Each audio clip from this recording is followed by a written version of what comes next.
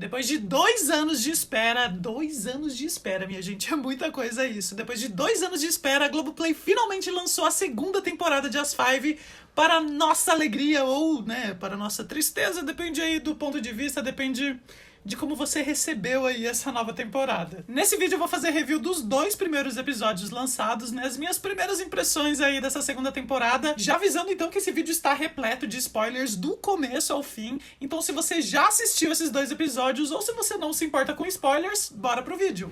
E aí, gente, eu sou o Pato, estou sempre fazendo vídeos sobre filmes, séries e animações com conteúdo LGBTQIAP+. Se você gosta desse tipo de vídeo, se inscreve aqui no canal, aproveita e já deixa um like pra ajudar ele a chegar a muito mais pessoas. Então bora falar aí desse início da segunda temporada de As Five, temporada essa que foi gravada há bastante tempo já, inclusive gravaram a segunda e a terceira temporadas juntas, né, então já sabemos aí que uma terceira temporada está garantida, só espero que não demorem tanto tempo assim pra lançar a terceira temporada. Imagino que como gravaram tudo junto, daí vai ser um tempo um pouquinho menor, né, de repente lá no ano que vem já tem a terceira temporada aí. E a segunda temporada começou, eu estava morrendo de saudade dessas personagens, ela trouxe alguns elementos que ficaram meio em aberto da primeira temporada, mas algumas coisas ela simplesmente esqueceu, deixou passar, sei lá o que aconteceu. Não sei se vocês lembram disso lá no final da primeira temporada, eu comentei bastante, né? Eu fiz review de todos os episódios da primeira temporada de As Five, e lá pelos últimos episódios, se eu não me engano, no 8º, no 9º, elas brigaram, né? As 5 garotas brigaram, e elas não fizeram as pazes. A temporada terminou sem que elas tivessem feito as pazes. Essa foi até uma das reclamações que eu fiz lá no final da primeira temporada, que a amizade delas, o arco da amizade delas, não teve, assim,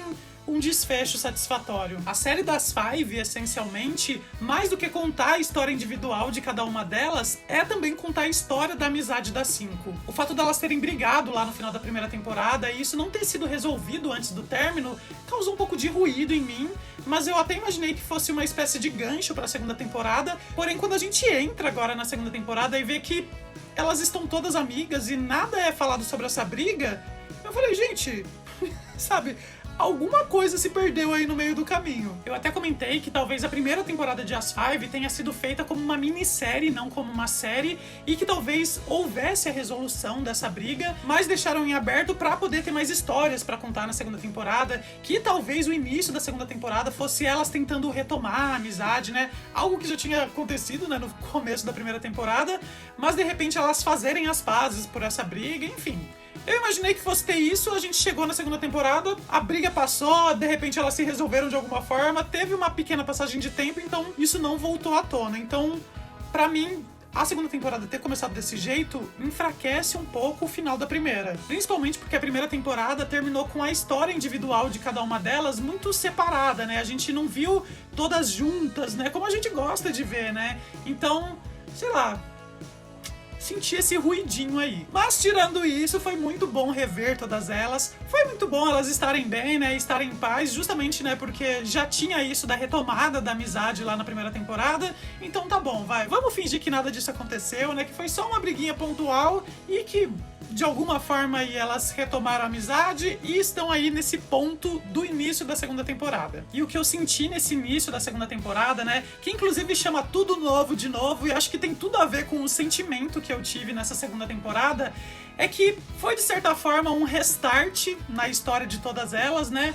Foi na verdade um fechamento de algumas histórias que ficaram lá na primeira temporada para iniciar algumas histórias novas de cada uma delas. Algumas histórias apenas continuaram do ponto onde pararam, é só uma continuação mesmo da história, mas outras realmente tomaram um rumo assim que eu falei, meu Deus do céu. Eram algumas coisas que eu já tinha visto, né? A gente já sabia por spoilers que estavam rolando, por algumas entrevistas, coisinhas aí que vazaram na mídia, né? Mas quando a gente vê assim, a gente começa a entender e formar mesmo, né? A gente entende como as pecinhas estão sendo colocadas pra construir aí esse arco que vai se desenrolar na segunda e na terceira temporada de As Five. Então vamos começar falando da Lika, né? Não vou deixar a Lika pro final, eu sei que uma das coisas que todo mundo mais quer falar, mais quer discutir, mais quer, sei lá, xingar ou então especular ou exaltar é a história da Lika, é o que aconteceu com a Lika e com a Samantha nesse início de temporada. Na primeira temporada, a Lika e a Samantha viveram altos e baixos, né? A Lika tentou amadurecer, mas não deu muito certo. Em alguns pontos ela conseguiu, em outros pontos ela meio que não conseguiu.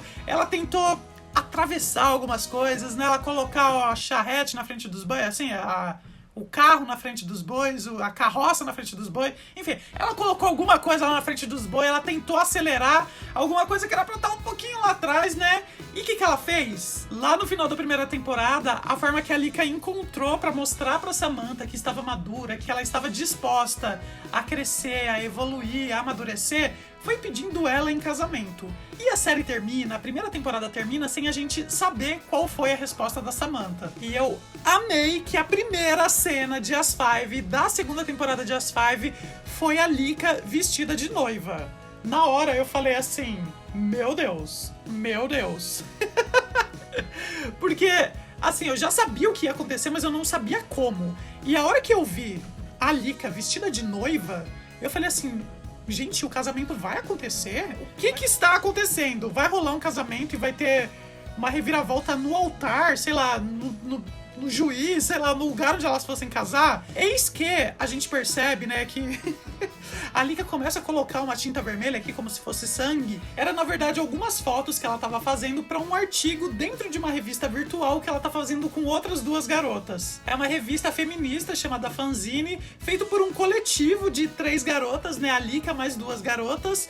E essa é a primeira edição da revista. E nesse artigo escrito pela Lika, com ela vestida de noiva, ela tá falando sobre o término dela com a Samantha. Ou seja, a Samantha não aceitou o pedido de casamento da Lika e fez certo, né, em não aceitar, afinal de contas não era o momento para aquele pedido de casamento acontecer. A gente não sabe exatamente como rolou esse término, como rolou essa vergonha que a Lika deve ter passado lá no meio de todo mundo quando ela pediu a Samantha em casamento e a Samantha falou não, né? Mas o que a gente entende é que não rolou, né, esse casamento. E rolou aí, né, essa coisa aí meio triste, né, desse término entre a Samantha e a Lika. Então rola a festa de lançamento da revista, super badalada. A revista, para ter acesso, tinha um QR Code lá na festa, né? Então você acessava esse QR Code e tinha acesso à revista virtual. E nessa festa a Samantha não vai. Eu acho que se eu fosse ex de alguém que escreveu uma matéria numa revista sobre mim, sobre o meu término com essa pessoa, eu também não iria, então super entendo a Samantha. Enfim, sucesso de lançamento essa revista, mas a Lika entende que aquele artigo, né, aquela matéria, aquele texto que ela fez com a foto falando sobre o término, não foi suficiente para encerrar esse ciclo com a Samantha. Ainda mais quando as garotas falam pra Lika que a Samantha vai embora do país. A Samantha vai trabalhar no México. Ai, eu amei demais isso. Elas falam que a Samantha vai embora porque ela tem um trabalho que vai exigir do tempo dela mais ou menos 1 ano, 1 ano e meio no México. Acho que ficou bem claro pra todo mundo, né, que essa piadinha interna em As Five, né, falando que a Samantha vai trabalhar 1 ano e meio no México, é relacionado a Giovanna Grigio, né, a atriz que interpreta a Samantha, que foi fazer Rebelde da Netflix lá no México. A Giovanna Grigio gravou a primeira e a segunda temporada de Rebelde, que foi ao ar lá na Netflix. Inclusive tem review dessa série aqui no meu canal. E um dos boatos, das notícias aí que estavam rolando, é que a Giovanna Grigio não conseguiria gravar todos os episódios de As Five, não participar da segunda e da terceira temporada, por conta de agenda, porque ela estaria gravando Rebelde. Então a Giovanna Grigio participaria de apenas algumas diárias para gravar cenas para essa segunda temporada e também para a terceira temporada de As Five. No entanto, alguns boatos aí, algumas informações que rolaram aí nos bastidores, que vazaram aí dos bastidores. E, gente, de novo, boato.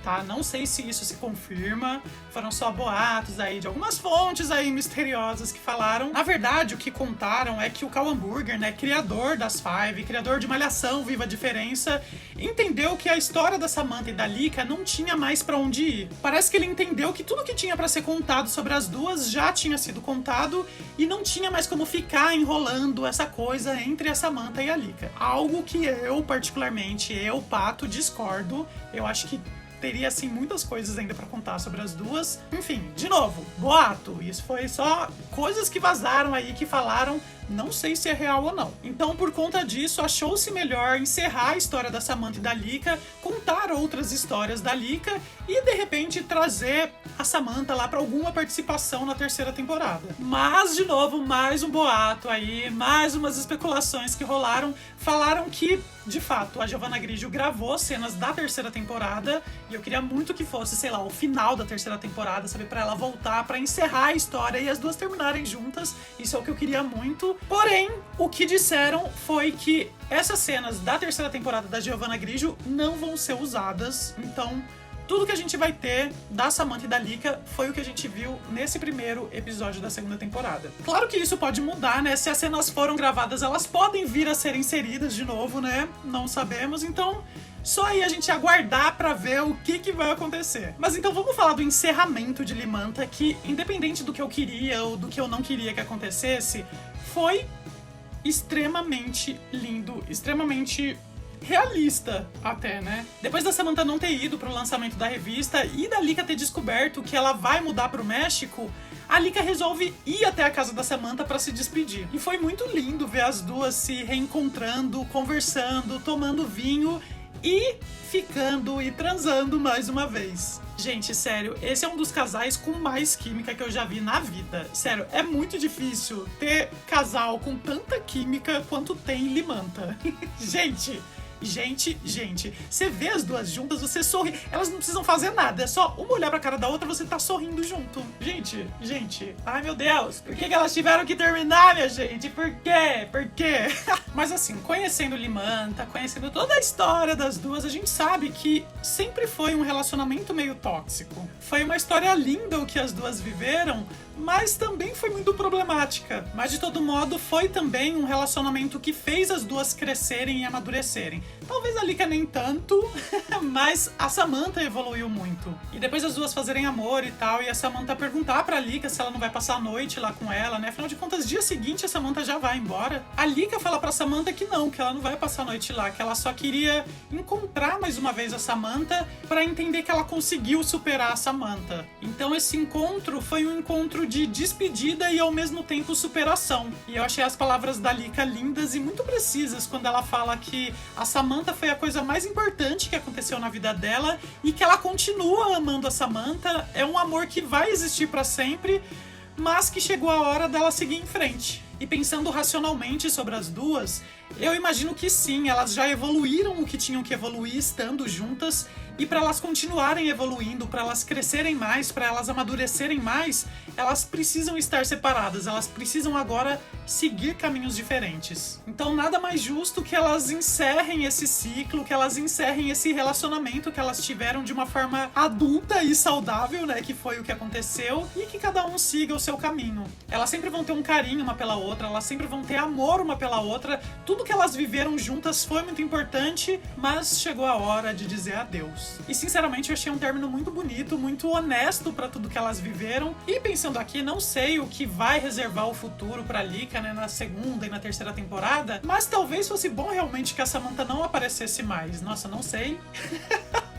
Não sei como eu consegui falar isso, mas talvez realmente fosse melhor que a Samantha não aparecesse mais mesmo. Pensando com o coração, eu queria muito que a Samantha voltasse no final e depois que a Lika evoluísse muito e a Samantha também evoluísse muito, trabalhasse bastante lá no México, que daí lá no final da terceira temporada, né, no final das Five, elas se reencontrassem e recomeçassem, só que agora mais velhas, mais maduras, mas racionalmente eu acho que o que aconteceu e que esse foi um fim muito lindo para a história das duas. Só quero saber quem vai ficar com o gato que as duas adotaram na primeira temporada, já que a Samantha vai pro México e a Lika foi embora de mãos abanando. E bom, a Lika agora vai seguir um outro caminho, já tem outro interesse romântico pra ela. A Lika já no lançamento da revista começou a se mostrar interessada pela Maura, que é uma colega de trabalho da Ellen. E a Maura é realmente uma mulher extremamente interessante, cheia de camadas, e que a Lika vai pesquisando e descobrindo sobre ela já no segundo episódio, e sugere para as outras garotas lá da revista que a matéria da segunda edição seja sobre a Maura. No entanto, elas já tinham outra matéria em mente e entendem entendem que a Lika só está querendo fazer isso porque ela tem um interesse a mais na Maura, e não necessariamente pela revista. Assim, fazer uma matéria sobre a Maura vai ser muito legal pra revista, mas é a Lika colocando os interesses pessoais dela acima das outras pessoas. Ela até mente falando que já entrou em contato com a Maura, que tá tudo certo, que vai ser uma matéria super legal, faz com que as outras garotas aceitem colocar a Maura como matéria da segunda edição, sendo que a Lika nem conseguiu contato com a Maura ainda. E a Maura, minha gente, por mais que ela tenha mostrado um certo interesse pela Lika, elas trocaram um pouco de flertes ali durante o lançamento da revista. Na verdade, o interesse da Maura, pelo menos até agora, é na Ellen. Minha gente do céu, o que vai acontecer com a Ellen nessa segunda temporada? Isso aí também já era algo oficial que tinha sido anunciado, que ia rolar um triângulo amoroso entre a Maura, a Lika e a Ellen, mas quando a gente vê acontecer, meu Deus. Confesso que na primeira vez que falaram que a Ellen ia começar a se interessar por garotas, eu não gostei muito, sabe? Eu acho que eu falei assim, ai, jura? Porque há muito tempo eu torcia que essa exploração da bissexualidade fosse através da Tina, porque a gente já viu ela ficando com garotas e tal, e ela é muito aberta com relação a isso, e eu sempre vi a Ellen muito como uma mulher hétero, sabe? Então, a hora que rolou isso, eu falei, gente, jura? Mas tá certo, isso pra mim não encaixava. Mas quando eu vi esses 2 primeiros episódios, eu falei, gente, eu comprei muito. Pra mim, se encaixou muito bem. Então eu mordi a língua com relação a isso, eu acho que foi muito bem feito, foi muito... Eu olhava e falava assim, gente, desde o começo eu já tava shippando muito as duas, né, a Ellen e a Maura, e eu falei...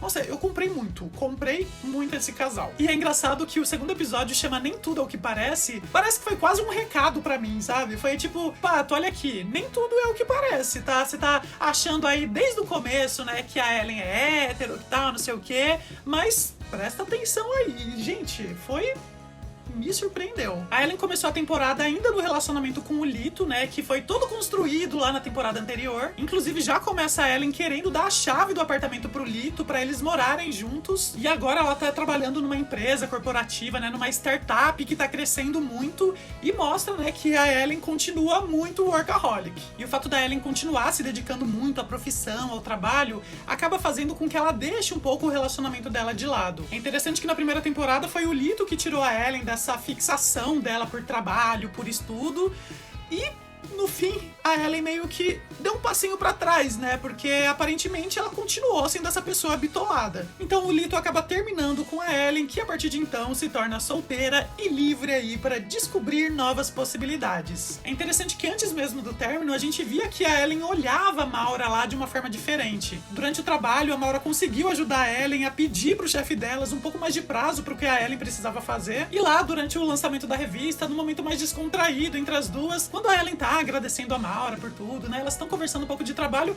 a Maura rouba um selinho da Ellen. É uma coisa meio de amizade, né? Meio descontraída, mas aquilo mexeu com a Ellen. E depois, quando a Ellen vê a Lika conversando com a Maura, a gente vê que a Ellen tá com um pouquinho de ciúme. Mas a Ellen ouve a Maura conversando pelo celular com o chefe, e a Maura falando, da Ellen eu cuido. E isso deixa a Ellen meio incomodada, né? Estremece um pouco o que ela sente pela Maura, ou o que ela ainda ia vir a sentir, mas isso muda no segundo episódio, quando a Ellen acompanha a Maura até o cabeleireiro. A Ellen continua bitolada no trabalho, né? É uma característica dela que acho que vai ser bem difícil mudar, mas muito além da relação da Maura e da Ellen no trabalho, a Maura começa a trazer pra Ellen outros elementos que conectam as duas. As duas são mulheres pretas de sucesso, e a gente já viu a Ellen falando bastante sobre isso, né? Muito foi discutido sobre ela ser uma mulher preta, e a gente sempre viu a Ellen alcançando cada vez um lugar maior, um lugar de mais destaque, um lugar de mais sucesso. Só que além desses frutos que a Ellen tá conseguindo colher agora, a Maura conseguiu trazer ela de volta para se conectar às raízes pretas dela. Então foi um episódio onde a Ellen se conectou com a ancestralidade dela e foi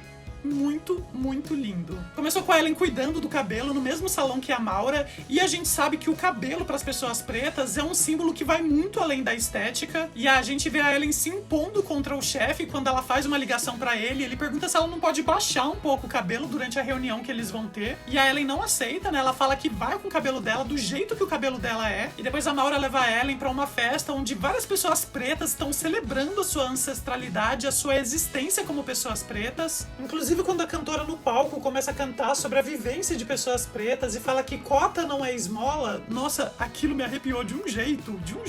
E todo mundo começa a cantar e falar isso com ela, e eu falei assim, gente, que demais. Não vou me aprofundar nisso, acho que tem canais e textos que falam muito bem sobre isso, mas basicamente muitas pessoas acham que a cota é feita para ajudar as pessoas pretas, só que as cotas vão muito além disso, as cotas são um reparo histórico. Enfim, a Ellen se emociona com esse local, com esse movimento, com tudo isso que ela passou durante esse dia, e a Maura dá de presente para Ellen o colar dela, que tem um pingente de arco e flecha, que é o símbolo de Oxóssi, uma divindade das religiões africanas. E é muito forte pra ela estar ali junto dessas pessoas, se conectar com as suas raízes pretas. E depois, durante a festa, quando ela tá dançando, quando ela tá próxima a Maura, as duas acabam se beijando. E não é um beijo qualquer, é um beijo mesmo, gente. Não sei se vai rolar alguma crise aí da Ellen, o que ela vai sentir, o que ela vai pensar com relação a isso. Espero que se rolar seja uma coisa rápida e passageira, né? Porque, gente, que casal maravilhoso é esse. Não sei como vai rolar esse triângulo amoroso aí, não sei o que vem por aí. Provavelmente a Lika vai começar a se aproximar da Maura por conta da matéria que ela quer fazer. E pode ser que a Maura se entregue aí pra Lika, porque talvez a Ellen tenha ainda um pouco de questões dentro dela pra entender. Só sei que tem tudo pra vir muita treta aí pela frente entre as três. E bom, enquanto essas peças estão sendo colocadas aí pra esse triângulo amoroso começar, algo que tá instigando a gente a querer saber mais, tem uma trama em especial que não tá me instigando tanto assim, que é a trama da Benê. De todas as tramas, a da Benê acho que foi a que menos me empolgou, infelizmente, porque a Benê é uma das minhas personagens favoritas, só que nossa, parece que não foi ainda nesses 2 episódios, sabe? Ela continua naquele relacionamento dela com o Nen, mas o Nen fala que a mãe dele vai se mudar e ele sugere que eles comecem a morar juntos, né? Ele e a Benê. E a Benê, né, essa pessoa metódica, essa pessoa que tem várias questões com relação à mudança e com relação à bagunça. E o Nen é uma pessoa muito bagunceira. A Benê é um pouco resistente em querer que o Nen vá morar com ela, porque ela ainda quer ter o próprio espaço. E o Nen também, de certa forma, quer ter o próprio espaço ainda também. Mas quando os dois estão de babá do Tunico, do filho da Keila, o Tunico meio que encontra uma solução, né? Que é o Nen ir morar lá com a Benê, só que ter um outro quarto, né? Ele ficar num quarto diferente da Benê. Então passam a morar juntos a Lika, a Benê e o Nen. E no segundo episódio, a Benê começa a ter as mesmas questões que ela tinha com a Lika com relação à bagunça, à organização, mas agora com o Nen. É um pouco como se a história da Benê tivesse se repetindo novamente, né? Dela se acostumar com alguém bagunceiro, mas agora com o Nen. No entanto, no final do episódio, quando a Benê tá na sala dando aula de piano pra uma aluna dela, ela começa a sentir um cheiro de maconha vindo do quarto e é a Lika e o Nen fumando lá naquele momento. É o momento onde a Benê naturalmente iria brigar com eles, falar pra eles pararem, que eles não têm responsabilidade, mas a Benê resolve aproveitar e fumar com eles. Talvez seja uma mudança de chavinha na Benê, talvez a partir daí ela comece a aproveitar mais, a curtir mais, pra ela não ser tão metódica, né, tão controladora, tão certinha nas coisas que ela tem. Espero sinceramente que as coisas comecem a mudar mais pra Benê a partir daí, que a gente comece a ver a Benê de outra forma, que a gente explore outros lugares da Benê. Na primeira temporada a gente viu muito a Benê com relação à organização, né, a ela morar com uma pessoa desorganizada e toda a questão sexual, né, ela explorando a sua sexualidade junto com o Nen. Mas eu acho que a Benê é uma personagem tão rica, sabe? É uma pessoa com Asperger que tá num lugar tão diferente, tem tantas coisas que dá pra explorar nessa personagem que dá vontade de ver ela fora desse ambiente, sabe? Dá vontade de ver ela em outros aspectos, em outras realidades, explorando outras coisas, outras questões. A Daphne, a atriz que faz a Benê, até falou numa entrevista lá no final da primeira temporada que queria muito ver a Benê profissionalmente, né? Como é a Benê trabalhando, né? Como é a Benê no ambiente de trabalho. Tudo bem que a gente vê a Benê dando aula de piano, a gente viu lá na primeira temporada a Benê tocando piano na igreja, mas dá pra gente ver a Benê além disso, além desse ambiente fechado da sala, das aulas de piano, do sexo dela com o Nen. Cadê a Benê fora, né? Cadê a Benê no mundo? Então Então vamos aguardar aí o que o futuro reserva pra Benê. E outra personagem que eu queria ver mais explorada também, que eu queria que fosse além do que a gente já viu bastante na primeira temporada, é a Kayla. A Kayla começa a temporada ainda como uma artista meio fracassada, digamos assim, que ainda não conseguiu atingir o estrelato. Então a gente vê ela trabalhando como cantora de restaurante, mas ela chega atrasada e até isso ela não consegue direito. Acabam colocando uma pessoa pra cantar no lugar dela, né, por ela ter se atrasado pra chegar. E ela acaba perdendo o trabalho nesse restaurante, que era um trabalho bom, porque era durante o dia e ela conseguia conciliar com a criação do filho dela, né, do Tunico. Então ela acaba arrumando um trabalho num outro restaurante com outros horários, né, horários noturnos, que dificultam um pouco mais pra ficar com o Tunico. Por isso que ela deixa o Tunico com a Benê e com o Nen. E quem acaba aparecendo de novo na vida da Kayla é o Samuel, né, o agroboy lá da primeira temporada. Ai, gente, me julguem, mas tem uma coisa que eu gosto no Samuel, não sei, ele é o carisma dele, não sei. O Samuel tem uma coisinha lá que agrada, sabe? Eu gosto do Samuel, entendo a Kayla ter ficado com ele de novo. Claro que não dá pra passar pano pros comentários homofóbicos que ele fez na temporada passada, mas é algo que eu acredito que ele ainda possa se redimir e evoluir. E aí eles conversam, né? O Samuel agora aparentemente tá como motorista de Uber, aparentemente ele perdeu as coisas dele, né? Ele não é mais aquele cara rico que ele era na primeira temporada. E ele vai visitar a Kayla no restaurante que ela tá trabalhando agora como cantora, e os dois acabam ficando mais uma vez. E assim, se a gente viu o Samuel retornando já no primeiro episódio da segunda temporada, é porque vai ter muita coisa aí, vai ter muita história ainda pra contar entre a Kayla e o Samuel. Aguardem. E não só de cantar em restaurante vive a Kayla, a gente vê que ela tá fazendo vários bicos. Um deles é vender brigadeiro caseiro, né? A gente vê que ela vai vender lá na empresa da Ellen. Inclusive ela comenta que o dinheiro que ela conseguiu com os brigadeiros foi mais do que ela conseguiu cantando no restaurante. Mas pra Kayla ainda falta aquele momento dela se lançar, dela fazer sucesso. Tá na hora da Kayla ir pra um outro lugar, né? Tá na hora da Kayla subir um degrauzinho a mais. E onde a Kayla vê que existe essa oportunidade pra ela dar mais um passo? No restaurante da família da Tina. A Tina não apareceu no primeiro episódio da segunda temporada, fiquei chocada, falei assim, gente, o que está acontecendo com a Tina? As meninas tentaram se comunicar com ela, mandaram mensagem, tiraram uma foto lá no dia do lançamento da revista, mandaram pra Tina. A Tina não respondia, né? Onde, afinal de contas, estava a Tina? A Tina estava fazendo uma desintoxicação de celular, de vida tecnológica, de redes sociais, de tudo. A Tina, depois de tudo que aconteceu lá na primeira temporada, dela ter bugado, né, por conta de cancelamento, por conta de, enfim, coisas da vida, das redes sociais que estavam acontecendo com a Tina, porque a Tina é, de certa forma, né, uma influencer digital, e ela bugou legal lá no final da primeira temporada. Então ela tava nesse retiro pra tentar acalmar a mente, né, pra tentar recolocar as pecinhas no lugar dentro da cabeça dela. Então ela volta à civilização, né, a gente vê que aquilo causa ainda um pouco de irritabilidade nela, né, ela tá ainda nesse processo aí de se acalmar, de,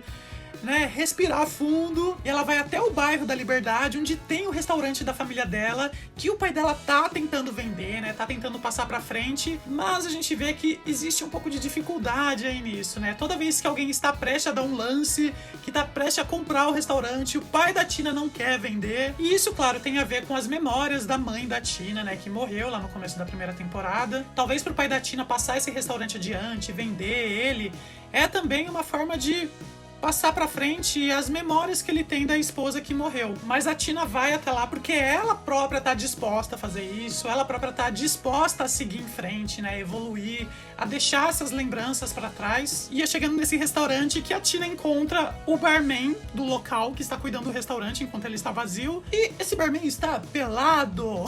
Gente, imagina você chegar num lugar de uma pessoa pelada daquele jeito. Eu acho que eu agiria exatamente como a Tina agiu. Meu Deus, que calor que deu. Então a Kayla vai visitar a Tina, né, pra se encontrar com ela depois desse tempo que ela passou no spa, se reconectando com a natureza. E é quando a Kayla tem a ideia delas serem sócias daquele restaurante, né, delas reabrirem o restaurante e delas fazerem daquele restaurante que tem um palquinho, um lugar da Kayla se apresentar, da Kayla fazer shows. Mas não é o que a Tina quer, né, a Tina não quer ter um restaurante, ela não pensa nisso, né, ela quer outras coisas, ela quer se livrar daquilo. Mas então chega um cara pra olhar o restaurante, pra tentar comprar comprar ele. E ele, na verdade, se revela um ladrão que acaba levando algumas coisas, rouba todo o dinheiro da Kayla. Todo o precioso dinheiro que a Kayla tinha ganhado lá com os brigadeiros. E, inclusive, ele leva embora os brigadeiros, né, que ela ainda faltava vender. Então, pensando um pouco na proposta da Kayla e um pouco de dó também pelo que ela acabou de sofrer, né? E pensando, talvez seja uma forma de ajudar a Kayla, de me ajudar, a Tina resolve ser, sim, sócia da Kayla nessa empreitada e reabrir o restaurante pra fazer dele um lugar onde a Kayla vai se apresentar. E espero que a partir daí a vida artística da Kayla finalmente decole, né? Porque, pelo amor de Deus, chega desses perrengues que ela sofreu na primeira temporada. A Kayla já sofreu bastante, né? Tá na hora aí dela voar, dela conseguir pelo menos as primeiras coisinhas aí profissionais. E bom, né? Já que vão reabrir o restaurante, vão reabrir o bar, vão precisar de um barman, né? E claro, o Peladão acabou sendo o barman. E claro, né? A Tina acaba pegando o Peladão, como já tava óbvio que ia acontecer, né? Os dois acabam se pegando ali na cozinha do restaurante. Eu acho que de todas as tramas que foram apresentadas aí no começo da segunda temporada, talvez essa foi o que me trouxe um pouco mais de frescor e novidade com relação ao que a gente já tinha visto lá na primeira temporada. Claro, tem a bissexualidade da Ellen, né? Isso é algo novo, só que eu gosto de ver coisas que vão além dos relacionamentos, né? E tudo que a gente viu aí de todos os personagens tem a ver com relacionamento. Então é legal quando a gente vê algo mais voltado pra profissão delas. Então digamos que esse início da segunda temporada foi bastante positivo. Acho que tem coisas aí que dá pra evoluir, dá pra ir pra um lugar um pouquinho melhor, né? Mas acho que é o caminho, acho que foi um começo, não foi um começo catártico, né, como foi lá da primeira temporada, mas foi um início bem legal, acho que bem positivo, acho que tem muita coisa legal aí pra gente ver aí pela frente. Então me digam aí nos comentários o que vocês acharam desse início da segunda temporada, se vocês também tiveram aí sentimentos conflitantes como eu tive, e se vocês também acharam que o saldo foi positivo, porque pra mim foi bem positivo. Tem mais o que dizer? Não tem mais o que dizer, nos vemos então no próximo vídeo. Beijo do Pato e tchau!